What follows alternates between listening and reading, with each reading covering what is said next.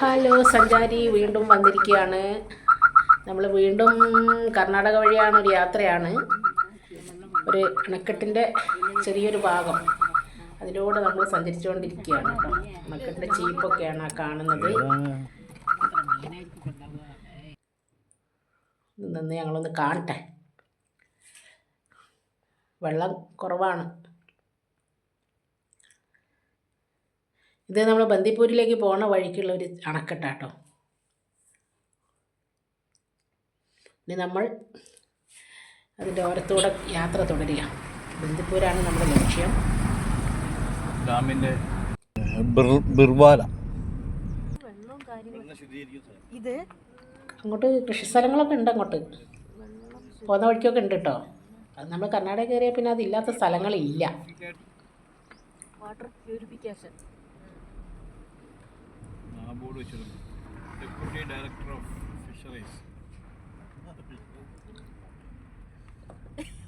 ഇത് കനാലല്ലേ? അണക്കെട്ടിന്റെ ഭാഗം തന്നെ ഇതൊക്കെ.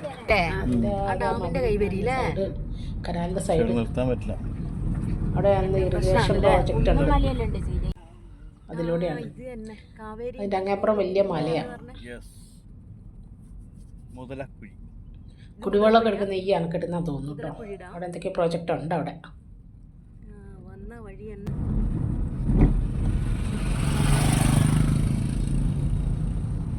കർണാടക വന്നാൽ പിന്നെ നമുക്ക് ഒരുപാട് ജലസംഭരണികൾ ഇഷ്ടം പോലെ കാണാം.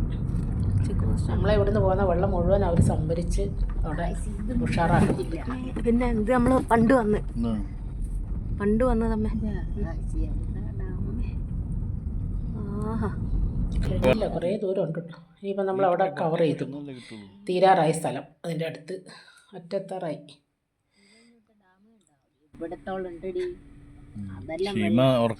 ചേർന്നിട്ട് തന്നെയാണ് ഉള്ളത് കേട്ടോ.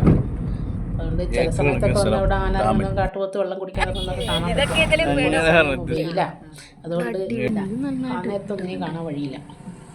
ഈ ഇത് അവിടെ കെട്ടിയിട്ട് നിന്ന വേലിയാ ഉണ്ടോ? അതിനോട് ചേർന്ന് സ്ഥലങ്ങൾ വെള്ളം നല്ലോണം പ്രയോജനപ്പെടുത്തുന്നുണ്ടോ? ഇതൊന്നും നമ്മൾ ഇറങ്ങിയ സ്ഥലമല്ലേ? അല്ലല്ല, ഞാനിത് കണ്ടിട്ടേ ഇല്ല. നല്ല ഭംഗിയുള്ള കാഴ്ച കേട്ടോ. ഇങ്ങ് കോടമഞ്ഞുണ്ട് അതിൻ്റെ ഒരു അരികിലൂടെ.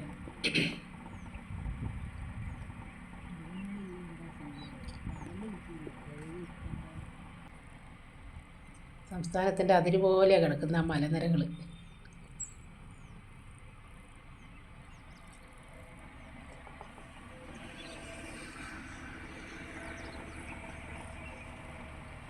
ഓക്കെ,